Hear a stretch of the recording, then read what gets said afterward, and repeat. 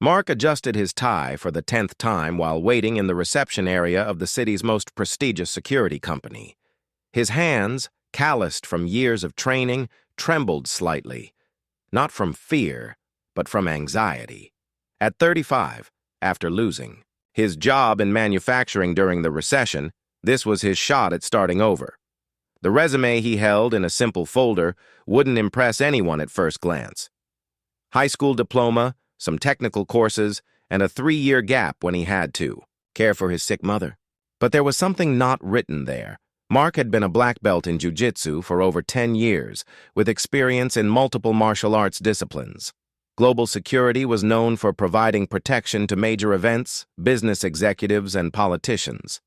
Mark knew the competition would be fierce, but he believed his skills could make the difference. What he didn't expect was the prejudice he was about to face. "Mark Silva?" called a blonde receptionist, looking him up and down with obvious disdain. "Mr. Rodriguez will see you now."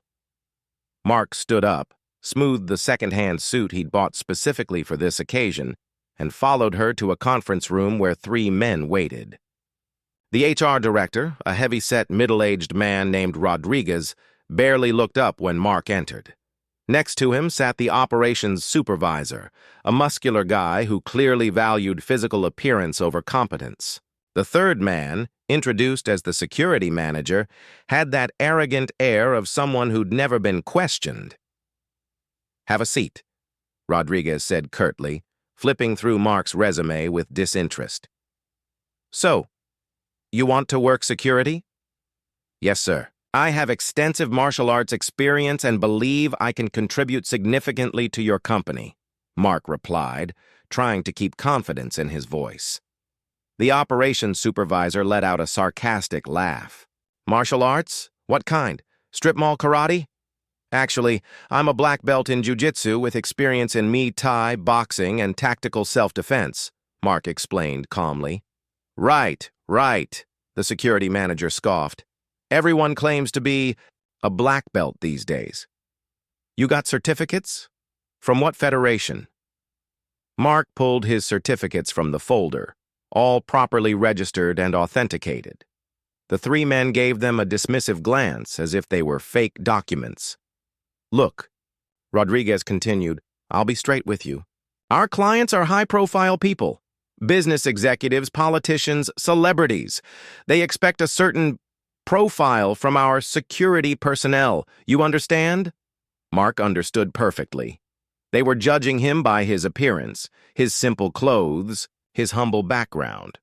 But he kept his composure. "I understand you want competent professionals to protect your clients," he responded diplomatically. "Competence is one thing," the supervisor interjected.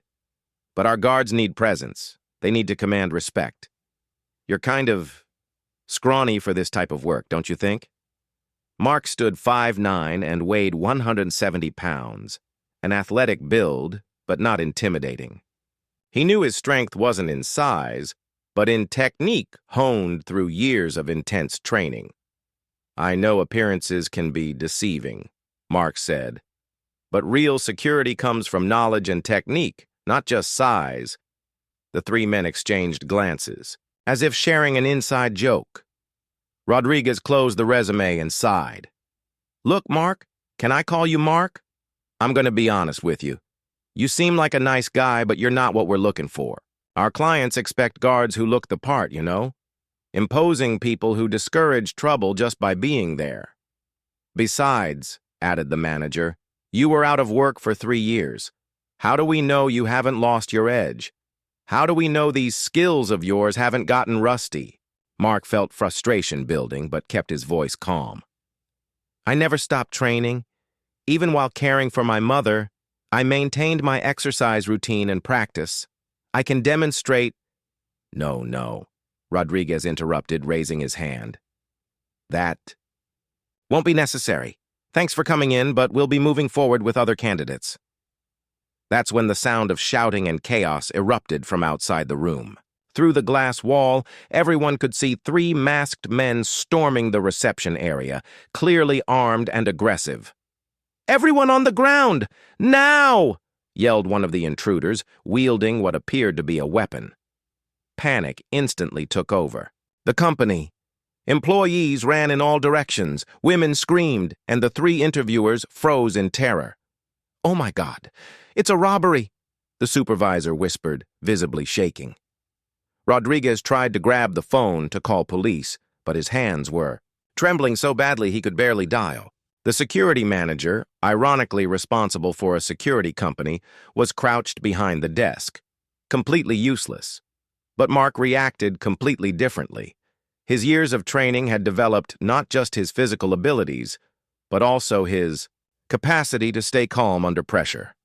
He assessed the situation in seconds. 3 intruders, roughly 20 panicked employees, multiple emergency exits. "Stay here and keep low," he instructed the 3 men who had just rejected him. "I'm going to handle this." "Are you insane?" Rodriguez hissed. "They have weapons." But Mark had already left the room, moving with the fluid silence of an experienced predator. He'd learned over the years that true martial arts isn't about brute force, but about timing, strategy, and using an opponent's strength against them. The first intruder had his back to the conference room entrance, shouting orders at the terrified employees. Mark approached from behind, silent as a shadow. In one fluid movement lasting less than 3 seconds, he applied a perfect rear naked choke, cutting blood flow to the man's brain. The intruder passed out instantly, without even having time to cry out. The second intruder noticed the movement and turned, but Mark was already in motion.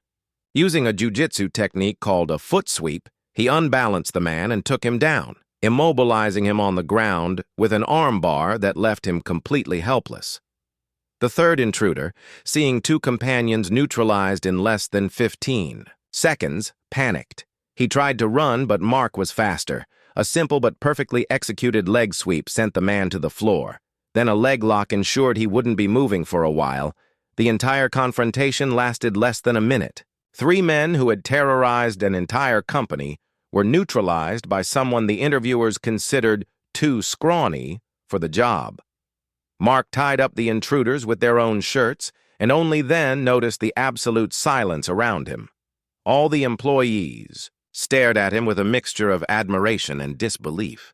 The people who had been crying in fear minutes before now looked at him like he was a superhero. "Can someone call the police?" Mark asked calmly, as if he'd just solved a routine problem. That's when Rodriguez, the supervisor, and the manager stumbled out of the conference room. Their faces were pale, and they looked at Mark as if seeing a ghost. How did you do that?" Rodriguez stammered. "It was exactly what I tried to explain in the interview," Mark replied without arrogance, just with the calm of someone who knew his worth. "Real security doesn't come from size or intimidating appearance. It comes from training, technique, and the ability to stay calm when everything around you is chaos." The supervisor, who had mocked Mark's abilities, now couldn't even look him in the eye. I didn't know you were capable of this."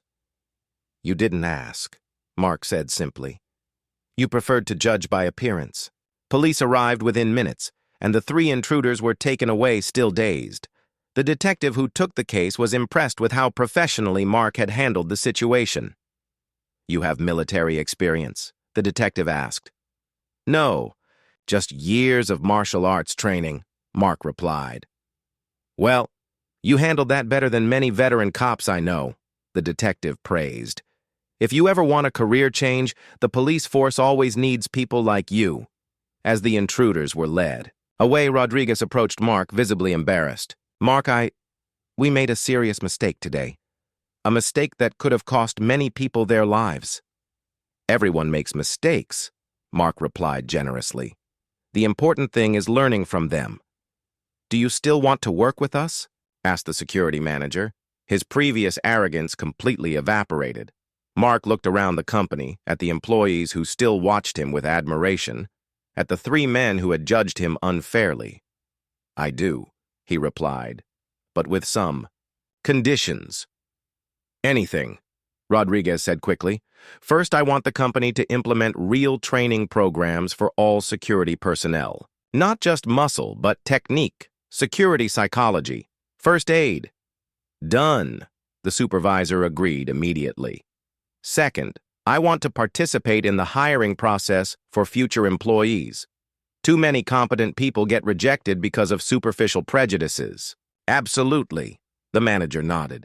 And third, Mark paused, I want you to remember this lesson. Next time someone different from your expected standard applies for a position, give that person a real chance to show their worth. The three men agreed in unison, still trying to process what had happened.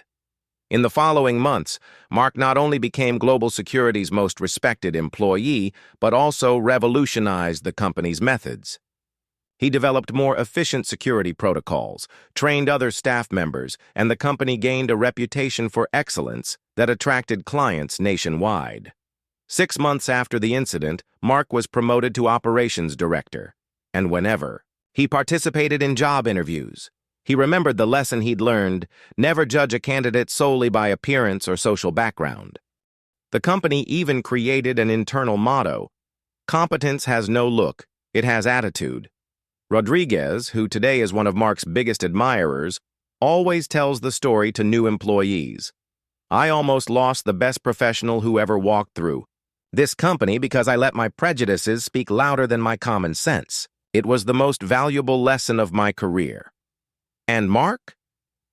He continues training every day, not just to maintain his skills, but because he knows that true strength comes from discipline and constant pursuit of improvement. He also opened a small gym in the neighborhood where he grew up, teaching martial arts to underprivileged youth, proving that sometimes the greatest victories happen when we help others discover their own strength.